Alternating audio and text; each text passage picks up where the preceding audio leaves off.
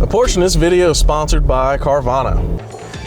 We just bought this cheap used motorcycle, but it needs some work before we get it out on the road. So today we're gonna go through some of the most important things you can do to any motorcycle to avoid catastrophic failure. We're gonna cover each step, including some things that you might not realize are extremely important. I'm Jeremiah. This is a motorcycle. Welcome to Donut. Thanks to Carvana for sponsoring this portion of this video. If you're watching Donut, you know just how insane the car market is right now. $100,000.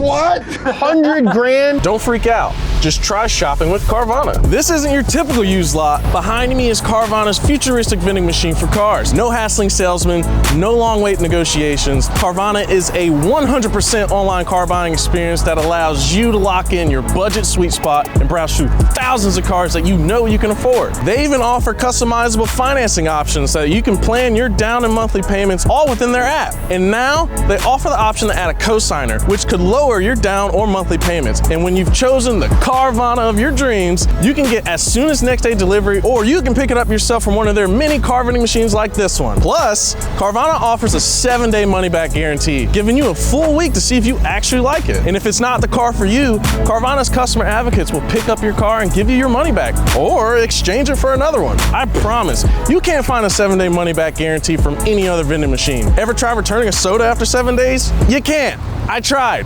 It's a long story. Well, actually, it's not. They said no. But not Carvana, they say yes. With affordable pricing, customizable financing, and the all-new cosigner option, check out Carvana for your next car by clicking the link below. Thanks to Carvana for sponsoring that portion of this video.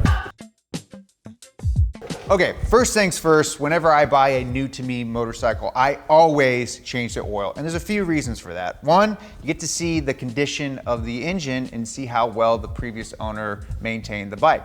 So I'm gonna drain it, I'm gonna look at it, and I'm gonna get an idea of the condition of the engine. Anytime you're working on a bike, especially if you're new, you should get yourself the owner's manual, a shop manual, something that you can get specific things like types of oil filter, part numbers like that, torque specs, all sorts of information that you're gonna need when working on a bike. So oil, when it's new, it has amber color. When it's dirty, it's black. And when it's kind of used, it's a little in between. So unlike a car that has separate oils for the engine, the transmission, the differential, a motorcycle like this uses only one oil to do multiple functions. Now, changing your oil in a motorcycle, super important. Even if the seller says, hey, I already changed it like a day ago. I don't care. I still like to change it for some peace of mind. So let's change it out, get some fresh fluid in here. Okay, so while that is draining, I'm gonna go ahead and pull the filter off. I got her. Oh, she farted when I twisted it. Did you hear that little twist fart? Dude, look at that oil. That oil's great.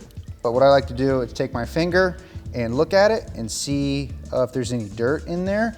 If you have a magnetic drain bolt to see if there are any chunks of metal. So the oil changing process, just like a car, is really easy. You have a drain bolt and you have a oil filter. So pull the drain bolt out first, let the oil drain, and then pull the oil filter, take that off. And then when you're going to refill it up, take your drain bolt, put a new crush washer on it and torque it to spec. And then also, if you can, pre-fill the filter with a little bit of oil. That way that when you do an engine startup, there's not a split second before oil gets distributed through the system. So I like to pre-fill this as much as I can. Obviously, if it's in a vertical position, you can fill it up to the top and screw it in. If it's on the side, it's a little bit harder, some's gonna leak out, but put a little bit of oil in there. It's always a good tactic. What you definitely should do is take a little bit of oil and put it on the rim so you get a nice seal. Okay, so we've got all our oil in. So what we have to do is first start the bike, get it up to operating temperature, turn it off, let it sit for a few minutes, and then come back and check the oil levels. Make sure we got no leaks and everything's good. Now the next juice you need to squeeze from this blue raspberry is one of the most important fluids, and that is brake fluid. Now you're supposed to change brake fluid every 1 to 2 years, but that rarely gets done. And funny enough, it's really important that you do that. Now hydraulic brakes work by using incompressible fluid. That fluid transfers force from a master cylinder at the lever to a piston in the caliper, pushing that piston into a set of brake pads that clamp down on the rotors. And brake fluid is usually made from glycol, which is hygroscopic, meaning it absorbs moisture from the air, moisture being water. And water has a much lower boiling point compared to brake fluid. So when your braking system gets hot, that water in the system turns into a vapor, which is compressible, which creates a mushy brake feel and could even cause you to lose your brakes completely. That's called vapor lock. So you go to squeeze on the lever, it goes completely all the way to the bar, you don't stop, and you crash. Really, really bad. You do not want that. So we're gonna change this brake fluid on the front brakes and the rear brakes. That is dirty, dirty brake fluid. Now, this is a 2019 motorcycle. It's 2022. I can guarantee you that that brake fluid is 3 years old, so it's gotta go. So what we're gonna be doing is putting new fluid and then bleeding the brakes. So all of this has gotta come out. It's much faster to do it here at the master than it is down at the caliper.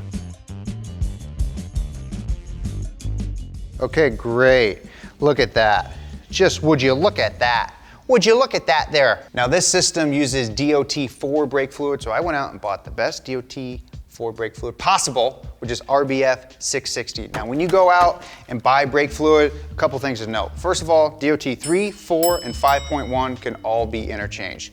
Do not, under any circumstance, put DOT5 in a DOT3, 4, or 5.1 system. Don't do it. They're different chemicals and it'll just mess up your whole freaking day. I'm gonna bleed the remaining fluid, all that nasty stuff that's still in the line and in the caliper down below. So I got fresh fluid up top. So what I'm gonna do is press on this brake lever, come down to the bleeder screw, crack that open, let the fluid flow out, tighten it, and then let off the lever. And I'm gonna do that, making sure I still have fluid in the master cylinder, so it pumps new fluid in, pushes old fluid out.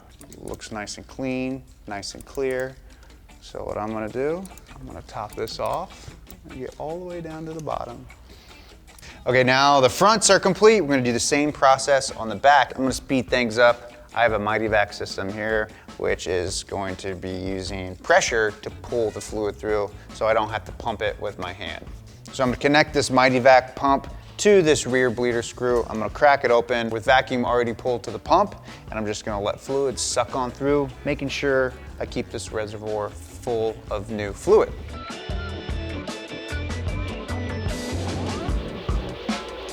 Now there's little level tabs right here, so you don't overfill it. Sometimes you'll overfill it, you'll push that diaphragm in, then brake fluid squeezes on out. You don't want that. You don't want to make a mess, especially with this stuff.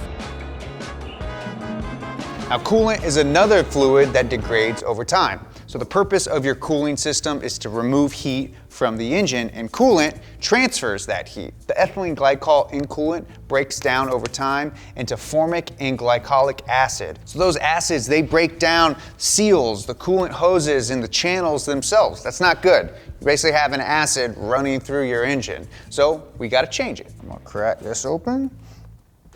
Okay, so while I let that drain, I'm gonna go over to the reservoir side and just take that reservoir off and dump it as well. So instead of coolant, I'm going to be running distilled water with some version of this. This is Water Wetter, it's a brand name, but this is a coolant additive. And the reason I'm using water is because water has a higher specific heat capacity, meaning it takes more heat energy to raise its temperature. And then I add this into the equation because this will lubricate our cooling system as well as inhibit corrosion. So they tell you how much to put per gallon of this stuff. I'm gonna pre-mix it and then fill it into our cooling system. And I'm gonna show you one thing that you really need to do before you take off riding down the road. Don't just fill this up because this bike has a thermostat. So the purpose of the thermostat is, just like a car, the engine gets up to operating temperature, gets nice and hot. Once it gets past that heat level of the thermostat, that thermostat opens up and coolant goes through the radiator, down this hose and into the engine itself, cooling the engine down. So the purpose of that is you want your engine to get up to temperature before your coolant has some time to pull heat away from it. So it just builds some heat and then allows you to cool it down. So what you have to do is run this bike until it gets up to temp, the fans kick on and the thermostat opens up. So we want to make sure we can get this thermostat activated to get any air out of this side of the system. I'll be watching our coolant temperature here. Once that gets about to the middle, that's that good operating temp. Okay, so we let the bike run for about 15 minutes, the thermostat cycled, the fan kicked on and off, and we're good to go. We have nice, fresh coolant in our system. Perfect. Now the next fluid we need to address is something a little stinky. Gas, anyone? Now, if you didn't know, today's gasoline is hogwash. It's pretty crappy, and that's because up to 10 to 15% of it is ethanol. And ethanol is made from corn, and corn is just bad for you. But in all seriousness, the ethanol part of gasoline leaves it with a very low shelf life, only from 1 month to 3 months at best before it starts to oxidize and turn some of your lines and turn some of the inside of the tank into gunky varnish. It's just nasty stuff. So whenever I buy a bike, I just assume the gas has been sitting in it for months and it's bad. So I pump this gas out. So right here is fresh fuel straight from the pump, and this is fuel from this tank. Now there's a few reasons why this looks different from this. One of them is ethanol-based fuels, they're hygroscopic, so they're wanting to accept water. They want to absorb water from the air. That's not good. Also, it oxidizes much faster than a fuel that doesn't have ethanol in it, and because of that, it's pretty much going bad, and that going bad can be seen by the yellow tint of this gasoline. Now this gasoline over time is gonna look exactly like this if you don't burn it. But for this purposes, we're gonna drain this completely, and the way we do that is actually pretty simple. That's just sucking it through a tube. So basically I'm gonna siphon this gasoline out into this old tank, and we're gonna use it for our lawnmowers or something, I don't know. All right, so we got all new fluids in our bike. So let's change an air filter.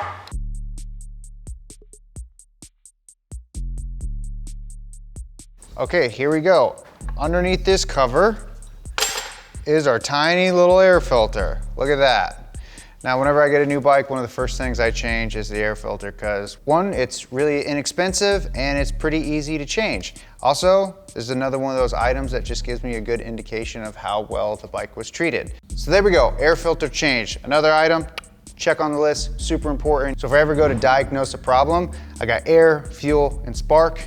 Air is always the easiest one, and this is the source of our air. Let's change some spark plugs.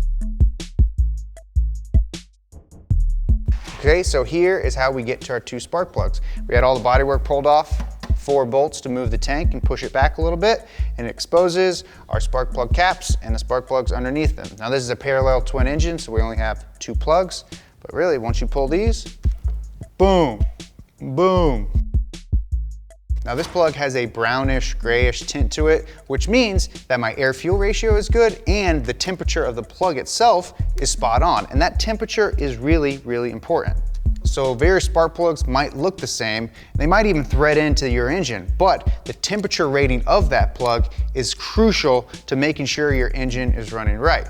And if you're buying a used bike, you don't know. Someone should have been like, oh, well that one fits in there, that one's probably good, but you always want to check to make sure that this plug matches what's in your service manual or what's designed for the particular engine you're running. So this is the standard plug that came in the bike, and this is the one that should be in that model. Now what I've done is I've got the same plug, except this one is made with an iridium tip. Now iridium plugs are gonna cost you a little bit more money, but here's the thing, they last way longer, they take less voltage to produce a spark, and the spark they do create is a lot better. They have a better quality of flame. Okay, so here's the thing, I just dropped this plug. So now I gotta gap it, which actually leads me to another point that I want to talk about, and that's making sure the gap on your plug is correct. Did I want to have to do this? No. I wanted to just put a new plug in, but my little slippery fingers dropped it, and of course, of all the ways it could have fallen, it fell right on top. Now because this is a twin engine and I have my spark plug wires on the left and right, it's pretty easy to know which one goes where, but if you don't have a bike that's a twin cylinder, maybe it's got 4 cylinders. You wanna make sure each wire goes to the appropriate spark plug.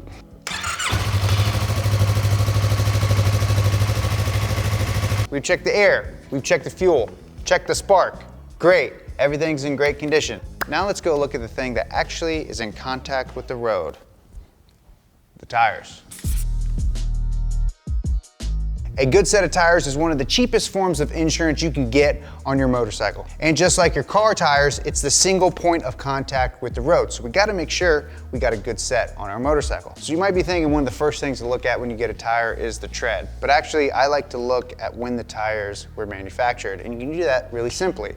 On the side of a tire, there's gonna be 4 digits. So we have one right here. It's 3818. So the first 2 digits, 38, that is the week of the year that these were made. And 18, that's the year. So they were made 38th week of 2018. Now, as a general rule of thumb, you want to replace your tires every 5 years, even if they're unused. So motorcycle tires are made of rubber, and that rubber degrades over time. Everything degrades over time, guys, even you. That's why you get old and you don't look young anymore. Same thing with tires. So after I check that code, I can do a little bit of math and realize, like, okay, I still got some time. I got about a year and some change left on these tires, so they're in good shape. And the next thing I look for is the tread. So just like you do with your car, take yourself a little Abe Lincoln penny and put him upside down in the tread. Now, if you can see the top of Mr. Abe's freaking skull, time for you to get some new tires. Now, if you don't want to use a penny, you can use a set of calipers and use the back end of them. Push them down in here, look at what that number is, and go to your manual and make sure that it's within spec. Also, this is a good time to check for tread wear patterns that might be irregular. So is one side of the tire wearing more than the other? And if that's the case, well, it could mean that something is out of adjustment. So our tires are in good shape, and you know what else is in good shape? This license plate that should be for a car, but we put it on a motorcycle because this is a motorcycle episode. But you can go get your very own. I'd rather be driving donut license plate bracket at donutmedia.com or clicking the link in the description. Please share this with your friends. The more that you guys like and share this video, the more motorcycle stuff we can make. So please, please, please, I want to keep making stuff. So I went through the same procedure on the front tire, and it's A-okay. Now the next thing I want to do is check our tire pressures. So tire pressures are super, super important, and this is where some people get it wrong. A lot of people will look at the sidewall and set their tire pressure based on that, but really what you need to do is reference your service manual. So my manual says the front tire should be at 29 PSI and the rear tire should be at 36 PSI, and we set that pressure when the tire is cold. And one thing that you should always do every time before you go out riding is check your tire pressure and make sure that they're right. So just like your tires, brake pads have wear indicators notched into them. And that's what these little grooves are.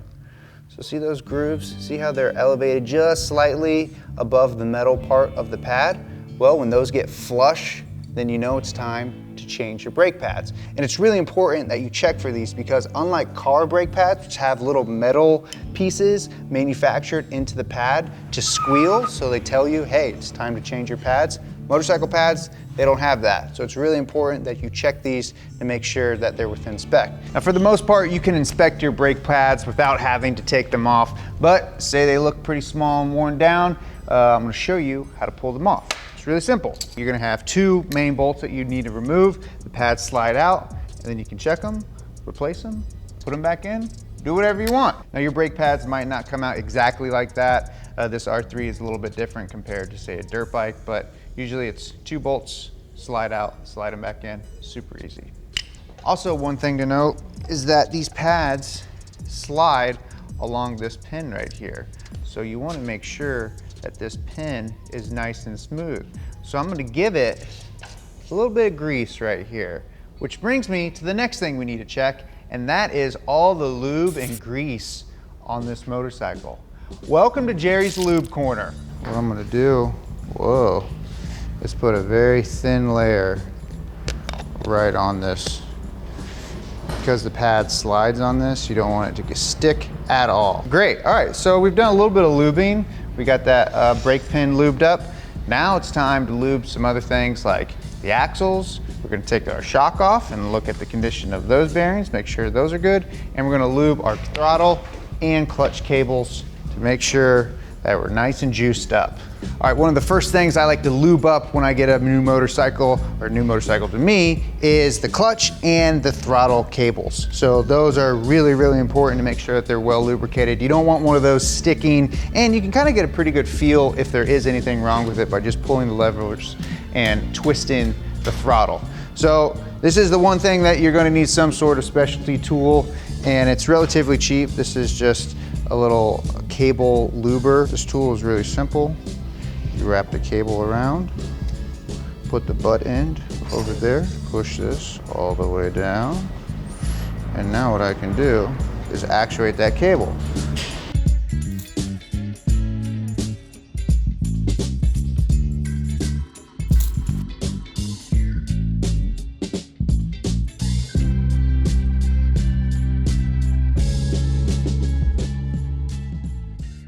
And one of the things you're gonna be changing most on your motorcycle are your tires. So you wanna make sure you can get those on and off relatively easy. So to prevent any stubborn axle bolts, what you wanna make sure you do is grease those suckers up. So there have been times where I've had some bikes where I've neglected greasing my axles and they get jammed in there. They get seized to the wheel bearing and then it's just a real headache to get them out. So we don't want that. I just have one axle bolt, one nut on one side, push that through, pull the wheel out, and then I'm good to go. Let's go do the back.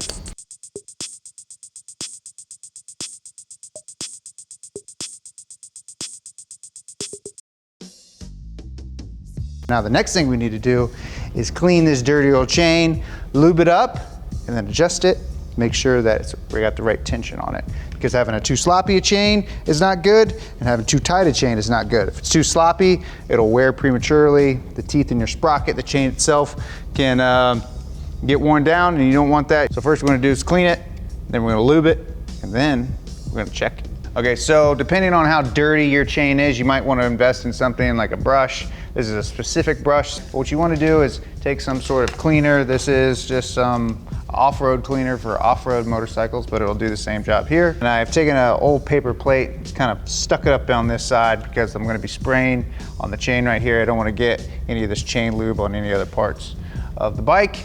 What I do is just take the wheel, rotate it, just do a nice light little film on the chain. Not too much, not too little. You just want it to get down on the rollers. That's good enough. Now what I like to do is put it on about 15 to 20 minutes before I ride. Otherwise, if you just go ripping around, this stuff will just fling off and get everywhere, but if you give it some time, it'll sit. Okay, so the way you check your chain is gonna be dependent on your motorcycle, but for this particular model, what it does is you need a ruler and you need to find the slack on it pulled down a little bit and pushed up all the way, and that range, the difference between those two numbers, gives you that amount of slack. And in the manual it says anywhere from 35 to 45 millimeters. Pull down and I'm at 60 mil, and then I push up all the way and I'm about 25 mil. So 60 minus 25, that's 35 millimeters. So that means I'm right in spec, so that's great. But say I was out of spec, say I needed to tighten my chain a little bit. Well, I'm gonna do it, show you. It's really quick, really easy, and really important. Now on your swing arm, you're gonna have some axle adjuster nuts.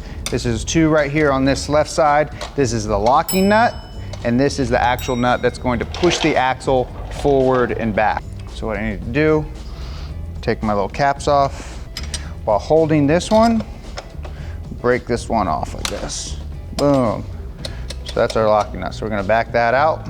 I'm gonna go and do that on the same side, or the other side. So what happens is when I start to tighten this nut, it's going to push this axle backwards. Now it's really important that I get the left side the same as the right side. So there's little indicator marks right here, little lines that line up. And as many lines as you can see through that hole is the number of lines that should be on both sides of the swing arm. So if you needed to tighten the chain, you're going to tighten this nut. If you need to loosen this chain, you need to loosen that nut. So now you got a clean chain, you got a lube chain, you got an adjusted chain. I think you're about as good as you could possibly be. Your bike is now in tip-top shape and ready to hit the road. So now we'll have a good indicator of X miles down the road, X hours down the road that we need to change all those things out again. So it's really important now that we're starting from a fresh baseline is to record your miles, record how many hours are on the engine if that's something your bike does, and write it down in a book, write it in a notepad. I like to put all my stuff in an Excel sheet so I kind of know. But by golly, our little blue raspberry is in tip-top shape and ready to hit the road. Thank you guys so much for watching this video and everything else at Donut. If you want to see more motorcycle content or just more of us actually wrenching and touching on things, I want to do more of that. Selfishly, I want to do more car stuff. I want to do more motorcycle stuff, actual fun things like this. Leave a comment down below, subscribe, hit that like button. Thank you guys so much for watching. Till next week. Bye for now.